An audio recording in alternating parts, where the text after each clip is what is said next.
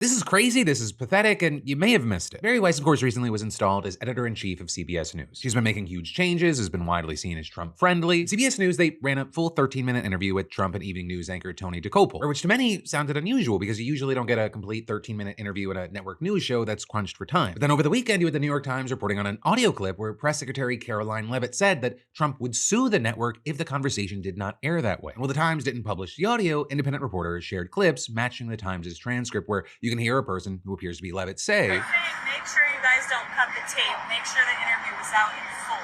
Yeah, we're doing it. Yeah. You said if it's not out in full, we'll sue your ass off. Oh, great. Okay. He always says that. I think that went. We only have 19 minutes and 30 seconds, so 13 minutes. How long did we talk? The whole thing I think was out. Yeah, the whole thing will be out. So, I appreciate you, Caroline. right, and this idea that Trump, the president, would sue a major news outlet if it made editorial decisions that he disagreed with, it caused a lot of backlash, especially because it's something Trump's done several times now. In fact, you might remember he landed a massive settlement from CBS last year over a 60 Minutes interview that it ran with Kamala Harris. Right, and that's why you have many saying this is a very real threat, even though some of the CBS personnel who were there read Leavitt's remarks as in jest. And with that, you had the Times saying, if you don't find it funny, that's fair, because once a president is willing to sue a news outlet and the outlet is willing to settle, the calculus for its journalists has indelibly, inexorably changed. Now, for their part, CBS released a statement claiming that they decided to air the Trump interview unedited the moment that they booked it. Leavitt also defended her demands by saying that the American people deserve to watch President Trump's full interviews unedited, no cuts, and guess what? The interview ran in full. Still, you had so many saying CBS airing the entire thing, not really being an independent decision, but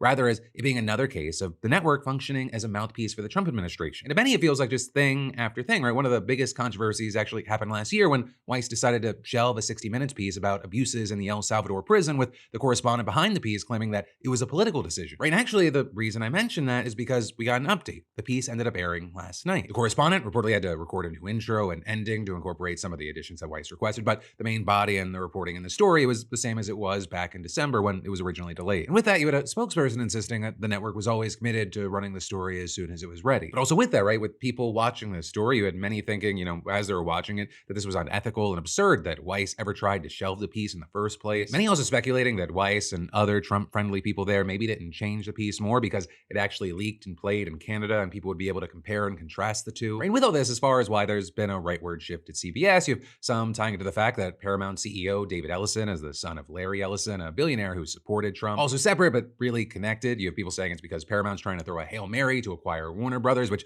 is a merger that'll need Trump administration approval. But also even with that, I'll say that Trump has not been afraid to try to assert power over CBS here, something made very apparent in that threat to sue the network. And that's part of a larger friction between the Trump administration and a fully functioning free press. There are examples left and right. Just last Friday, we learned that the Pentagon is revamping the military newspaper Stars and Stripes. Right, you the Department of Defense's assistant secretary saying that the outlet will refocus away from what they called woke distractions that siphon morale. That also is the paper's not actually the Pentagon's to revamp. And actually with that, you had Stars and Stripes saying this announcement appears to challenge the editorial independence of Stars and Stripes, which, while a part of the Pentagon's defense media activity, has long retained independence from editorial oversight from the Pentagon under a congressional mandate that is governed by First Amendment principles. With also the editor-in-chief saying that the people who risk their lives in defense of the Constitution have earned the right to the press freedoms of the First Amendment. Adding, we will not compromise on serving them with accurate and balanced coverage, holding military officials to account when called for. And so there have been a lot of eyes on that situation, especially since this news came just after the Washington Post reported that people applying to work for Stars and Stripes, they were asked if they support Trump's policies. Right? And applicants using the government's job site have been asked things like, how would you advance the president's executive orders and policy priorities in this role? Identify one or two relevant executive orders or policy initiatives that are significant to you and explain how you would help implement them if hired.